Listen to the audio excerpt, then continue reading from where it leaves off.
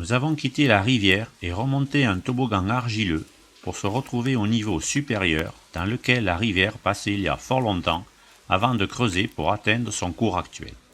Un passage abaissé et redressé nécessitant un équipement ouvre sur une grande coulée calcifiée de près de 40 mètres de haut qui se remonte grâce à une corde. On continue ensuite à grimper en chevauchant ou contournant de gros blocs avant d'arriver dans une galerie supérieure horizontale, le réseau Capdeville, d'une richesse exceptionnelle en concrétion, calcite mais surtout aragonite, aux formes parfois curieuses et uniques. André Capdeville, qui a découvert ce réseau dans les années 1970, nous raconte cette aventure. Bon, eh bien, je vais un peu t'expliquer comment ça s'est passé. Ça s'est passé un peu fortuitement parce que bon, c'était une sortie ordinaire qu'on peut appeler dans le réseau de Cabrespine, qui est immense, et bon, il y a toujours à voir. J'étais parti avec des amis, André Madrienne et Yves Plessis, là. On a dit on va se balader dans Cabrespine, on fera quelques photos, mais sans plus de. Bon, sans vraiment être parti pour explorer. Et c'était quand ça? C'était le 14 août 71. Donc, nous voilà partis dans le réseau, nous arrivons à peu près à la salle des Dômes, une immense salle là où on a fait toutes nos dernières photos et on revenait tranquillement vers la surface en regardant à droite à gauche pour, tout ça, pour voir si on connaissait bien tout. On monte sur un petit réseau, un réseau fossile là qu'on appelle, c'est les grands réseaux de Cabrespine.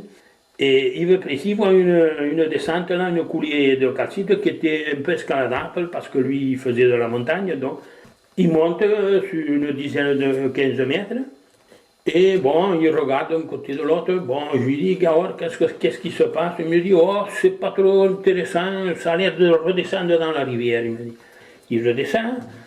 Et ben, moi je lui dis quand même, bon, je vais jeter un coup d'œil, bon, parce que moi j'ai pas l'habitude de laisser les. Bon, il faut que j'ai le carnet qu'il n'y ait pas de suite. Et voilà, je monte, je regarde, je repère le long de la paroi une rangée de concrétions où il me semblait que derrière on pouvait passer. Je m'accroche à ces concrétions, évidemment, je passe derrière là et je progresse en montant.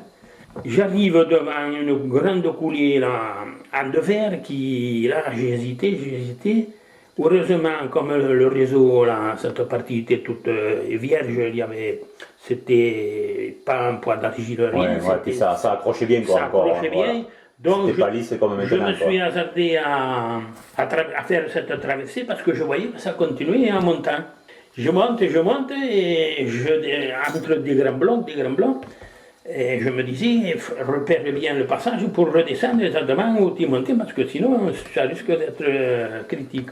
Je débouche dans le réseau, dans ce fameux réseau-là qui, bon, je me dis, je vois une galerie horizontale, c'est confortable, bon, je dis, chouette. Je me dis, bon, comme tu n'as pas trop de temps, tu vas jeter un coup d'œil rapidement, et bon, pour ne pas me perdre, je me dis, je vais suivre une paroi et je reviens par la même. Donc je suis cette paroi, j'arrive en bout, là, où c'est bouché, là, ce fameux grand disque avec ses fissulaires de 2 ou 3 mètres de long. Bon, ben, j'ai dit, impeccable, c'est joli, c'est un beau réseau fossile, bon. Et voilà, je me dis, je vais retrouver les amis. Et je redescends. Bon, je repasse exactement là où j'étais passé, ça s'est passé sans problème. Et je rejoins mes copains.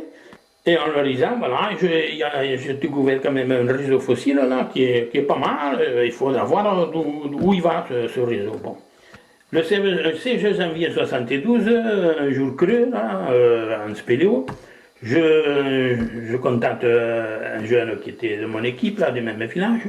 Je lui dis, on ne fait rien, on va aller à Cap-d'Espine, on va faire cette topographie, on verra au moins où il se dirige ce réseau. Et nous voilà partis. On remonte sans problème, là, je connaissais le chemin. Et arrivé en haut du réseau, on s'assied, on commence à déballer nos matériels pour faire la topo, tout ça. Et puis, machinalement, je lève la tête. Et or, on était assis sous des bouquets d'aragonite immenses, le plafond tout blanc. On en était, et vraiment là, ça nous a espantés, les bras nous sont tombés. Là, quand même, tu n'en avais jamais vu comme ça encore. Mais oui, non, des grands comme ça, on connaissait quelques petits bouquets là, dans le réseau concrétionnier de la Grande Oui, Salle. qu'on oui, appelle. moi, ça déboulait, oui. Et voilà, donc pour l'instant, on pose notre émission et on fait un tour. Pareil, évidemment, c'était plus beau d'un courant dans un autre. Il y avait des fistulaires, des brosses à dents, des bouquets d'arbres. Bon, on en était. Ah ouais, là, vous deviez courir en tous les sens. Voilà, donc, tout en faisant la topo, on a bien vu quand même que dans l'autre direction là où le réseau partait, on voyait une possible suite assez évidente, mais c'était impossible au même niveau de continuer dans cette direction. Il fallait redescendre un peu plus bas dans les boulis et reprendre sur une arête. Ce que nous avons vu que la sortie, la prochaine sortie qu'on a fait, et là, évidemment, le 7 mai 1972, avec le club, enfin, divers membres du club, quand même, j'ai pris deux ou trois personnes, deux ou trois copains avec moi, et on a traversé l'arête et on a débouché dans la deuxième partie qui est, si on peut dire, encore plus phénoménale. Ce sont les yeux emplis des scintillements de ces fabuleuses richesses minérales que nous quittons le réseau Cap de Ville pour retrouver près de 100 mètres plus bas la rivière.